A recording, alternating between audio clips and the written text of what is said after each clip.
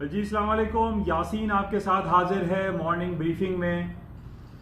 आज पीर का दिन है, इस हफ्ते का पहला वर्किंग डे है यानी और 25 नवंबर आज तारीख है। इस महीने का ये आखिरी हफ्ता होगा और इसके बाद फिर हमें इस साल का आखिरी महीना यानी दिसंबर शुरू हो जाएगा अगले पीर से। अच्छा, जैसे कि मैं आपके साथ हाजिर हुआ था मार्केट प्रीव्यू में रात को 3-4 बजे जो मार्केटें खुलती हैं उस हवाले से मैंने कुछ आपसे जिक्र किया था कि हफ्ता और इतवार को क्या ऐसी इंपॉर्टेंट इवेंट्स मार्केट में रहे हों जिसका इम्पैक्ट मंडे की मार्केट ओपनिंग पर आता है। तो बहरहाल इस हफ्ते सैटरडे और संडे सिवाय एक इंपॉर्टेंट न्यूज़ थी हमारे पास कि G20 फॉरेन मिनिस्टर्स की मीटिंग हो रही थी जापान में, जहां पर एक कमेंट पास हुआ अमेरिका के अगेंस्ट में हम कह सकते हैं, जिसमें चाइनीज फॉरेन मिनिस्टर ने यह कहा कि इस वक्त दुनिया में अगर कोई डिस्टर्बिंग कंट्री है तो वो यूएसए है, अमेरिका है और उसी की वजह से पूरी दुनिया में एक अनसर्टेन सिचुएशन जो क्रिएट हुई है खासतौर पर तिजारती मामलात के हवाले से, जिसमें हम ये देख रहे हैं कि पिछले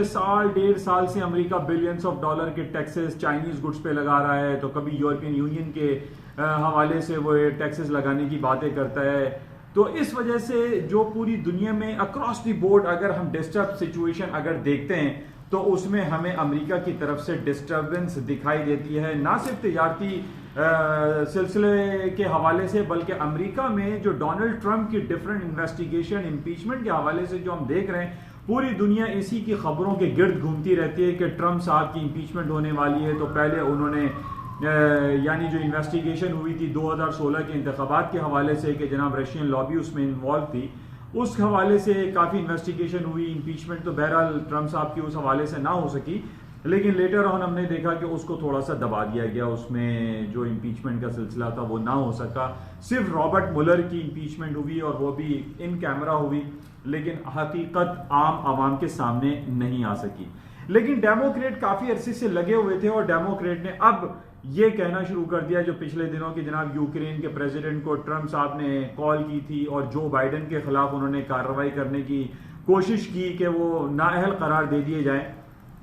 जिसमें ये कहा था कि जनाब इनकी इम्पीचमेंट होगी ट्रंप साहब की, कि डिफरेंट विसल ब्लोअर्स भी सामने आए और उन्होंने कहा कि ट्रंप साहब ने अपनी लाइन को क्रॉस किया था और उनकी इम्पीचमेंट लाजमी होनी चाहिए। इस हवाले से पिछले एक महीने से हम ये देख रहे हैं कि डिफरेंट यूरोपियन यूनियन के जो डिप्लोमेट्स थे या वो यूक्रेन के डिप्लोमेट्स थे या रिप्रेजेंटेटिव थे, उनको ग्रिल किया गया कांग्रेस के सामने, उनकी इम्पीचमेंट हुई, टेस्टिफाई किए गए और उनसे ये पूछा गया कि क्या उन्होंने कोई ऐसा काम किया कि ट्रंप साहब ने उनको इंडिकेट किया गया और कहा गया हो कि वो जो बाइडेन के खिलाफ जो है कुछ कार्रवाई करें और उनको नाअहल करने की कोशिश करें। और इसमें यह भी ट्रंप साहब की तरफ से कहा गया कि जो बाइडेन के बेटे जो हंटर बाइडेन है उन्होंने बिलियंस ऑफ डॉलर की वहां पे करप्शन की है क्योंकि वो एक गैस कंपनी के मैनेजिंग डायरेक्टर या बोर्ड ऑफ डायरेक्टर्स में थे। तो बहरहाल इस हवाले से काफी बातें चलती रही और नैन्सी पेलोसी बहुत आगे इसमें दिखाई दी जो डेमोक्रेट की हेड है कि नहीं जनाब ट्रंप साहब की इंपीचमेंट होनी चाहिए और इस हवाले से काफी काम हो चुका है। अब फाइनली हमें यह देखना है कि ट्रंप साहब की इंपीचमेंट के हवाले से क्या डेट अनाउंस होती है और उनकी इंपीचमेंट कब होती है।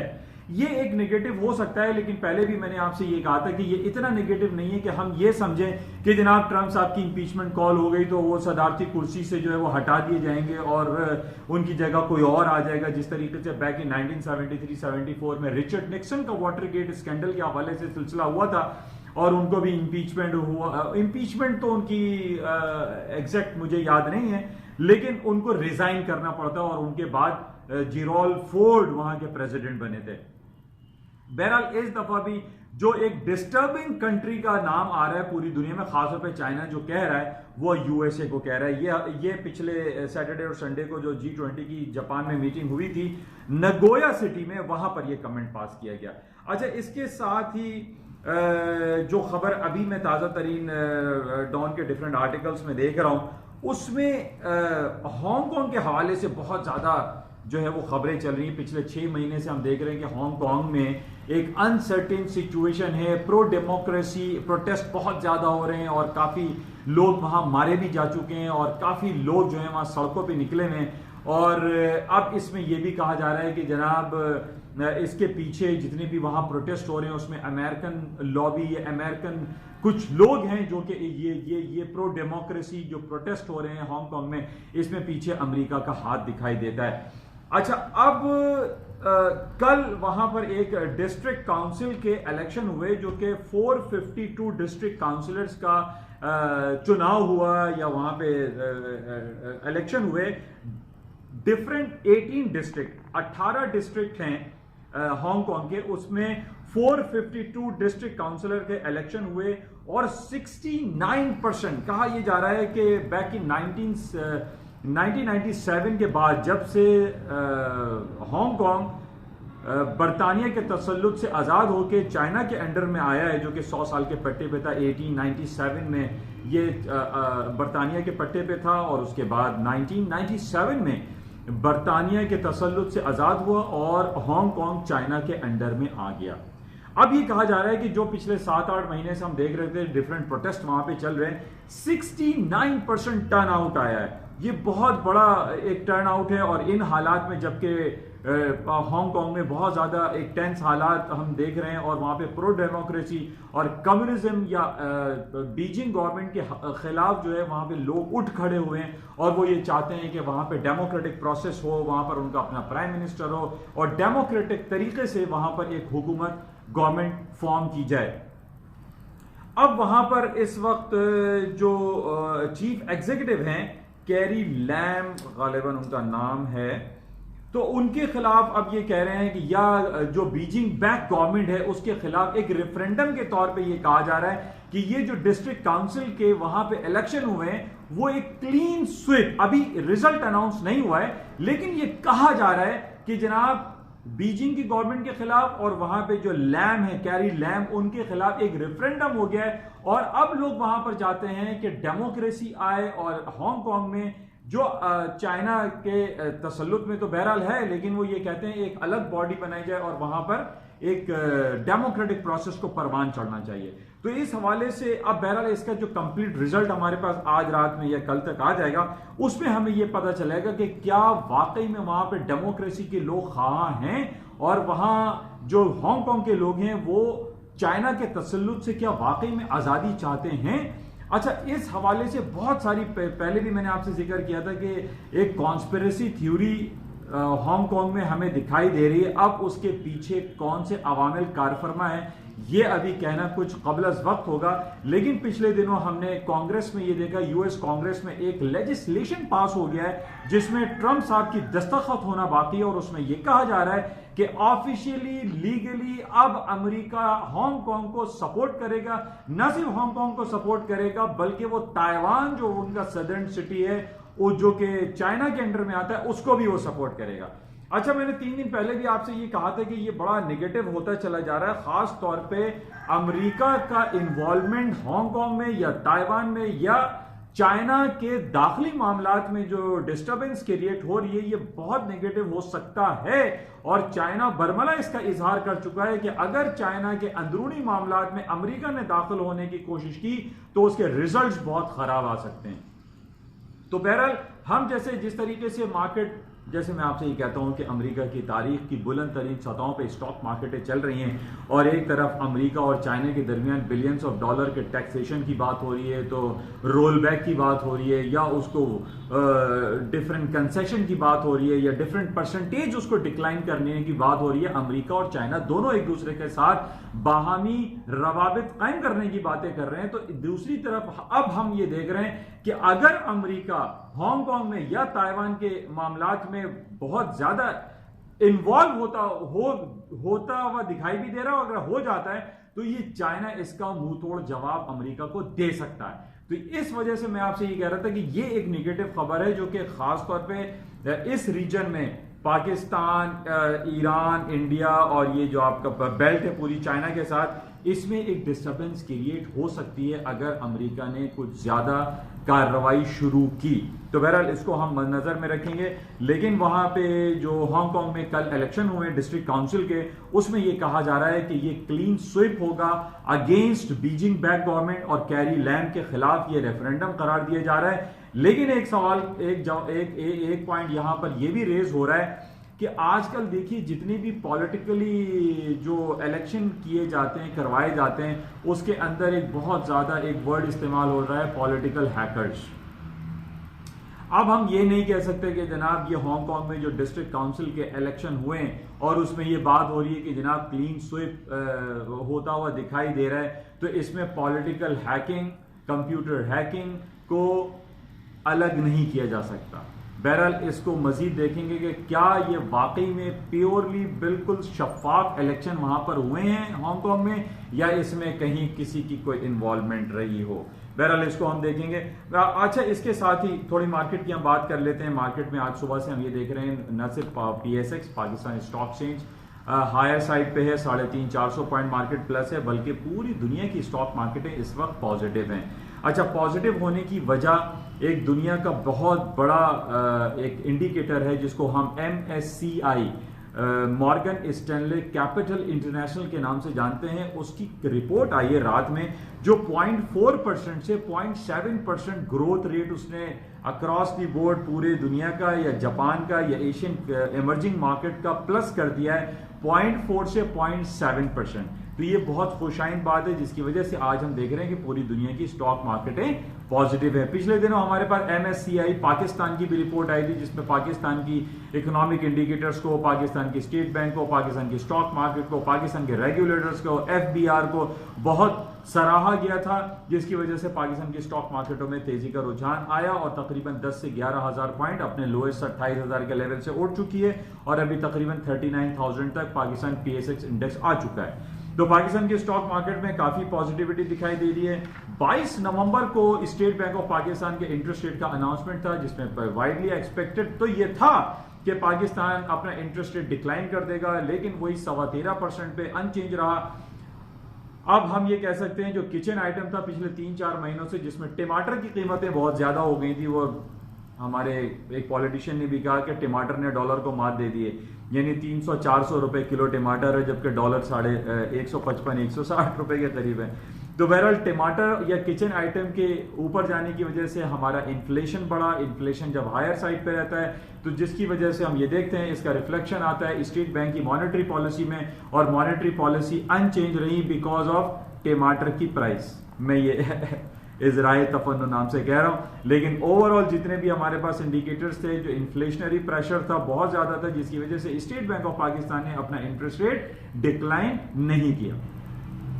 अच्छा, इसके साथ आज हम पूरी दुनिया की स्टॉक मार्केट है S&P आज फिर दोबारा मैं आपको ये बता रहा हूं कि अभी तकरीबन 5-6 पॉइंट रह गए, तारीख की बुलंद तरीन सतहों पे खड़ी हुई है। और आज फिर हम यही कहेंगे कि जनाब अमेरिका की स्टॉक मार्केटें अपने हाई को तोड़ रही हैं, हिस्ट्री हाई को ब्रेक कर रही हैं और एक नई तारीख रकम कर रही हैं। और ये पिछले कई महीनों से मैं आपसे यही जिक्र करता आ रहा हूं कि अमेरिका की स्टॉक मार्केटें नीचे नहीं आ रही हैं, पोटेंशियल बहुत दिखाई देता है। जबकि दूसरी तरफ हम ये देखते हैं कि दुनिया के डिफरेंट जो इकोनॉमिक जो एजेंसीज हैं, मूडी हो गई, वर्ल्ड बैंक हो गया, IMF हो गया, वहां से जो हमारे पास रिपोर्ट्स आती हैं, या यूरोपियन यूनियन के डिफरेंट रेटिंग एजेंसीज हैं, वो ये कहती हैं कि दुनिया की जो ग्लोबल फोरकास्ट है वो डिक्लाइन हो रही है, डाउन हो रही है because of uncertain situation between USA and China. तो बहरहाल अभी इसमें दोनों की मीटिंग हो रही है और ये कह रहे हैं कि चाइना और अमेरिका जो है वो किसी पेज पर आ जाएंगे और वो कंसेशन और वो रोल बैक की बात हो रही है। लेकिन एक बड़ा डिस्टर्बेंस हमें दिखाई दे रही है कि पिछले कई महीने से हम यही सुन रहे हैं कि जनाब वो इनकी साइन होने वाली है, ये मामला बेहतर हो जाएंगे। लेकिन अब जो हांगकांग फैक्टर इन्वॉल्व हो गया है और वहां की कांग्रेस ने दस्तखत करने बाकी है ट्रंप साहब के, और वहां पर एक लेजिस्लेशन पास हो गया है कि अमेरिका ऑफिशियली लीगली हांगकांग के अंदर इन्वॉल्व होता हुआ दिखाई दे रहा है, जो कि बहुत ज्यादा नेगेटिव हो सकता है। तो बहरहाल इसको मजीद देखते हैं। सुबह मैंने आपसे कहा था कि कनाडा के मसले चल रहे हैं। कनाडा में जो है वहां पे ट्रेन की स्ट्राइक चल रही है 4-5 दिनों से, जिसकी वजह से एक स्लो इकोनॉमी में मजीद स्लोनेस आ सकती है, स्लो हो सकती है मार्केट, ग्रोथ स्लो हो सकती है। तो बहरहाल इसको भी देखते हैं। अच्छा, इसके अलावा रशिया ने, जैसे सुबह मैंने आपसे कहा था, उसने एक बड़ा प्रोटेस्ट किया है अमेरिका के खिलाफ कि कई सालों से, या मेरे ख्याल में सेकेंड वर्ल्ड वॉर के बाद हम ये देख रहे हैं कि अमेरिका के 54,000 पर्सनल जो हैं वो जापान के अंदर बैठे हुए हैं, स्टेशन हैं और जापान की सिक्योरिटी कंसर्न्स को चेक में रखते हैं। तो बहरहाल ये रशिया ने एक अपना एक इजहार किया है, तहफ़्फ़ुज़ात का इजहार किया है कि जापान के अंदर अमेरिका की फौजें हों या उनके सिक्योरिटी पर्सनल हों वो नहीं होने चाहिए, जिसकी वजह से रशिया और जापान के ताल्लुकात बेहतर नहीं हो पा रहे हैं। बहरहाल इसको देखेंगे। और आज पाकिस्तान की स्टॉक मार्केट के पॉजिटिव होने की वजह हम ये कह सकते हैं कि फ्राइडे को या थर्सडे फ्राइडे को पाकिस्तान ने अपना इंटरेस्ट रेट 13.25 पे अनचेंज रखा था और स्टॉक मार्केट जुमेरात को जो 1000 पॉइंट माइनस हुई थी वो जुमे को 1000 पॉइंट प्लस हो गई थी। और आज भी हम ये देख रहे हैं कि मार्केट 300-400 पॉइंट प्लस है। तो ये सूरत हाल है। इसके अलावा गोल्ड सिल्वर की हम बात कर लेते हैं। गोल्ड और सिल्वर की जो मार्केटें हैं वो रेंज बाउंड है। खासतौर पर गोल्ड की मार्केट अभी तकरीबन 1460 के ऊपर 1457-58 पे चल रही है, जिसका मैंने आपको पहले भी लेवल दिया था कि 1440 और 1460 के दरमियान मार्केट स्टक है। बिल्कुल वैसे ही स्टक है जो कि पिछले कई महीनों से 1520 और 1480 के दरमियान मार्केट स्टक थी। बहरहाल इसको मजीद देखेंगे। अच्छा, गोल्ड ऑयल की मार्केट हम ये देख रहे हैं वही $58 के लगभग चल रही है। टेक्निकल ग्राउंड पे 58 के ऊपर अगर इसकी फ्राइडे को क्लोजिंग आ जाती तो मैं आपसे जरूर ये कहता कि तेल की कीमतें मजीद ऊपर जा सकती हैं, लेकिन तेल मिडिल ऑफ द रोड में है। इसमें कुछ समझ में नहीं आ रहा है कि अभी क्या होगा, क्योंकि 58 का लेवल फ्राइडे को टूट गया था और 58, 70, 80 का इसने हाई कर दिया, लेकिन क्लोजिंग इसने 58 के नीचे दी थी। इसलिए क्रूड ऑयल की मार्केट में अभी कोई काम ना करना बेहतर है। बाकी करेंसी मार्केट आपको जैसे मैंने जिक्र किया था कि पिछले 3-4 महीनों से हम देख रहे हैं कि स्टर्लिंग हो, यूरो हो, स्विस फ्रैंक है, जापानीज येन है, मार्केट में कोई बड़ी मूव नहीं आ रही है। बहुत ही स्लो मार्केट है, रेंज बाउंड मार्केट है। उसकी वजह हम ब्रेक्जिट का मसला कह सकते हैं। 12 दिसंबर को ब्रेक्जिट के हवाले से वहां पे बरतानिया में इलेक्शन हो रहे हैं और इलेक्शन के हवाले से जो वहां पे 2 पार्टी सिस्टम या 2 पार्टीज हैं, labour party and conservative party, बहुत ज्यादा एक टग ऑफ वॉर वाली सिचुएशन चल रही है। और वहां हाई अलर्ट सिक्योरिटी अलर्ट भी जारी किया गया है कि जितने भी वहां पे जो कैंडिडेट्स खड़े हो रहे हैं वो अपनी सेल्फ सिक्योरिटी रखें, क्योंकि पिछले 2016 में हमने देखा था कि ब्रेक्जिट के हवाले से जो रेफरेंडम वहां पर हो रहे थे, एक पॉलिटिशियंस का मर्डर हुआ था और उसकी वजह से यही बताई जा रही है कि जनाब लोग वहां पर 50-50 थे कि जनाब ब्रेक्जिट होना चाहिए या नहीं होना चाहिए, क्योंकि बरतानिया सन 1973 से यूरोपियन यूनियन का हिस्सा है। एक कॉमन मार्केट कॉन्सेप्ट था और उनकी ट्रैवलिंग और बहुत सारे सहूलतें मौजूद थी, लेकिन अब ये कह रहे हैं कि जनाब हमें अलहदा होना है। अब हमें ये चेक करना है कि वाकई में 12 दिसंबर की जो इलेक्शन हो रहे हैं उसके बाद लेबर पार्टी जीतती है या नहीं जीतती, क्योंकि ये कहा जा रहा है कि अगर लेबर पार्टी वहां पे विन कर जाती है तो ब्रेक्जिट का जो सिलसिला है वो हमेशा के लिए खत्म हो जाएगा, दफन हो जाएगा, बंद हो जाएगा। क्योंकि अब जो 2016 के इंतखाबात के बाद जो हमारे पास जो जितनी भी रिपोर्ट्स आ रही हैं उसमें यही कहा जा रहा है कि अब बरतानिया के लोग ये नहीं चाहते कि वो यूरोपियन यूनियन से अलहदगी अख्तियार करें। बहरहाल ये कुछ हालात हाजरा पर आपसे बातें हो गई और जाते हुए मैं आपसे फिर दोबारा ये कहूँगा कि इस YouTube चैनल को प्लीज़ सब्सक्राइब ज़रूर करें, ज़्यादा से ज़्यादा इसको फैलाएं, शेयर करें, लाइक अगर आपको लगता है तो लाइक करें, क्योंकि ये उर्दू सहल अंदाज में एक आम फहम लैंग्वेज में आपको पता चल जाता है कि इस वक्त दुनिया में हो क्या रहा है और ख़ास तौर पे मार्केट किन लेवल्स पे और किन खबरों पे चल रही हैं। इंशाल्लाह राब्ते में रहेंगे और आगाही आपको इंशाल्लाह मिलती रहेगी कि और क्या खबरें मार्केट में चल रही। Thank you.